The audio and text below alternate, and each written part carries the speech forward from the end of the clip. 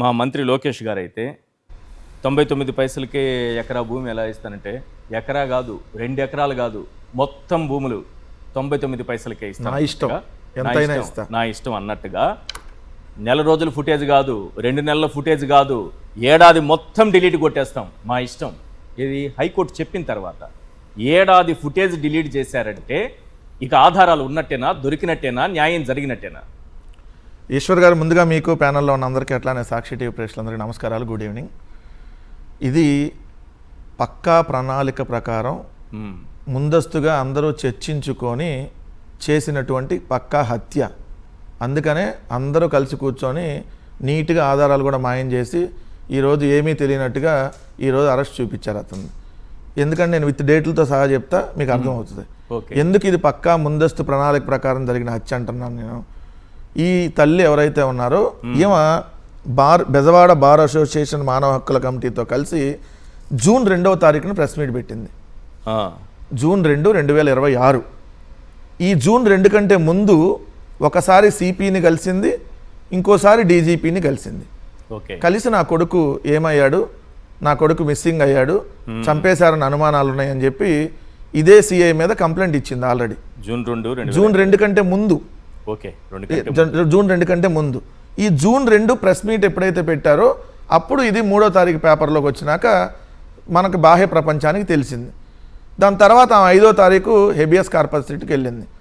Habeas corpus రిట్కి 5వ తారీఖు వెళ్ళిన తర్వాత మొన్న 15వ తారీఖు ఏదైతే పోలీసుల తరపున వాదనలు వినిపించినటువంటి ఏజీపీ కృష్ణ ప్రగీత్ ఎవరైతే ఉన్నారో ఆయన సాయికృష్ణ ఆచూకీ ఇంకా తెలియలేదని, అతన్ని వెతికేందుకు ఆల్రెడీ ప్రత్యేక బృందాలు ఇప్పటికే ఏర్పాటు చేశామని, మరింత సమయం కావాలి, అతను మేము పట్టుకొని వస్తామని ఏది అప్పటికే ప్రత్యేక బృందాలను ఏర్పాటు చేశారంట. ఎవరింటో ఏర్పాటు చేశారో మరి ఆడ కూర్చొని ఏర్పాటు చేశారో తెలియదు అని ఆయన మొన్న 15వ తారీఖు చెప్తే కోర్టు 29వ తారీఖుకి దాన్ని వాయిదా వేసి 29 మాకు అతన్ని సంబంధించినటువంటి సమాచారాన్ని తీసుకొని రండి, అతను తీసుకొని రండి అని చెప్పింది. ఎక్కడ 2వ తారీఖు, ఎక్కడ 15వ తారీఖు? ఈ మధ్యలో ఆల్రెడీ ప్రత్యేక బృందాలను ఏర్పాటు చేసి వెతికిస్తున్నాము, ఇంకా సాయికృష్ణ ఆచూకీ తెలియదని ఎవరు పోలీసుల తరపున వాదనలు వినిపించినటువంటి న్యాయవాది చెప్పాడు అక్కడ. మరి ఏజీపీ అంటే క్లియర్గా అర్థమవుతుంది ఏంటి, 2వ తారీఖు నుంచి 15వ తారీఖు దాకా ఆల్రెడీ ఈ లోపు మొత్తం వాళ్ళందరికీ సిపికి తెలుసు, డీజీపీకి తెలుసు, రాష్ట్రంలో ఉన్నటువంటి కీలకమైనటువంటి ప్రభుత్వ పెద్దలకి తెలుసు. తెలియకపోతే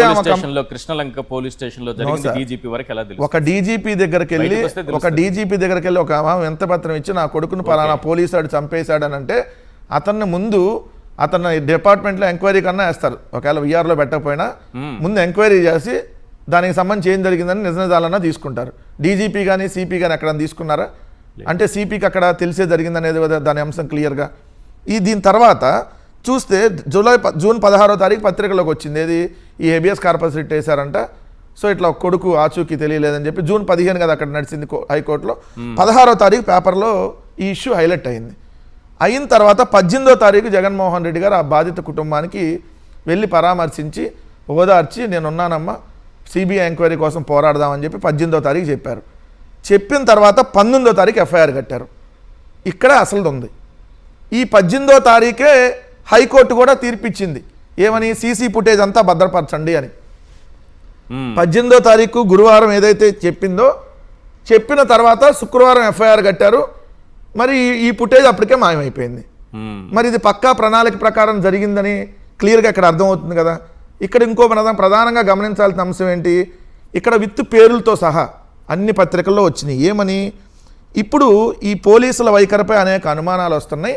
ఎందుకు, సిఐ నాగరాజ్ అనేటటువంటి అతను కోర్టుకు సంబంధించినటువంటి కానిస్టేబుల్ వాళ్ళ ఇంట్లో ఆశ్రయం పొందుతున్నాడు. అక్కడికి కూడా ఎవరెవరు వెళ్ళొచ్చారు, ఇదే కేసులో ఆరోపణలు ఎదుర్కొంటున్నటువంటి టాస్క్ ఫోర్స్ సిబ్బంది లతాకుమారి, ఇంకొక సిఐగా ఉన్నటువంటి శ్రీధర్, వాళ్ళిద్దరూ వెళ్ళి నాగరాజుని కలిసి వస్తూ ఉన్నారు. మీడియాలో కూడా ఫోటోలు వీడియోలు వచ్చినాయి. అంటే ఎఫ్ఐఆర్లో A1గా ఉన్నటువంటి సిఐ నాగరాజుని ఇదే కేసులో ఆరోపణలు ఎదుర్కొంటున్న టాస్క్ ఫోర్స్కు సంబంధించినటువంటి లతాకుమారి, ఇంకో సిఐ శ్రీధరు వెళ్ళి కలిసి కూర్చొని అంతా చర్చించుకుంటా వస్తున్నారు. ఇక్కడ ఏం మీకు అర్థమైపోవాలి కదా క్లియర్గా. ఆరోపణలు ఎదుర్కొంటున్నారు, వీళ్ళు ఆరోపణలు ఎదుర్కొంటున్నారు. ఓకే, అతను దానికి సంబంధించి ఆరోపణలు ఎదుర్కొంటున్నటువంటి వ్యక్తి. ఆల్రెడీ మర్డర్ కేసు పెట్టున్నారు అతని మీద. ఓకే. మర్డర్ కేసు పెట్టినటువంటి వ్యక్తి దర్జాగా కోర్టు కానిస్టేబుల్ ఇంట్లో టీవీలు చూస్తా ఎంజాయ్ చేస్తా ఉన్నాడు. ఎవడు బయట ఏం మాట్లాడుకుంటున్నారు, మన ఫ్యాన్స్ వచ్చారా లేదా ప్లకార్డులు పట్టుకొని, మన ఫ్యాన్స్ వచ్చి నాగరాజు జిందాబాద్ నాగరాజు జిందాబాద్ అని కొట్టారా లేదా, ఈ టీవీలో ఏంది సాక్షిలో వస్తుందా లేదా, వేరే ఛానల్లో వస్తున్నాయి, లైట్లు లేదేంది జిందాబాద్లు, జిందాబాద్ కొట్టించుకోవడం గొప్ప విషయం కదా. ఇవన్నీ చూస్తా ఉన్నాడు అతను. కాదు సార్, ఆయనకు కూడా అభిమానులు జిందాబాద్. అదే అభిమానుల సంగతి కూడా తెలుద్దాంలే, కానీ అది అభిమానులు కూడా ఆల్రెడీ విత్తున్న పాత వీడియోలో ఏమంటారు, అదే వీడియోలో వచ్చి లేడీ ఏం మాట్లాడింది అది కూడా ఉంది. సో దాని దగ్గరకు వచ్చే ముందు ఇదే Lalitha Kumari task force and CI Sridhar వెళ్ళి, అన్న బయట 50 మంది వచ్చారన్న, ఇంకో 50 మంది మనం పిలవాలి. ఇది 3 రోజులు ఆడింది కదా డ్రామా, నిన్న మొన్న ఈ రోజు, ఈ 3 రోజుల్లో అభిమానులు ఇంకా ఎక్కువ మంది రావాలన్న మనకి, మనం నాగరాజు ఫ్యాన్స్ అసోసియేషన్ ఇంకా రాలేదు అని చెప్పి వీళ్ళు వెళ్ళి చర్చిస్తూ ఉన్నారు ఆయనతో. వీళ్ళు వెళ్ళి చర్చిస్తూ ఉంటే ఆధారాలని మరి తెలివిగా పక్కాగా ముందే ప్రణాళిక ప్రకారం మాయం చేశారనే కదా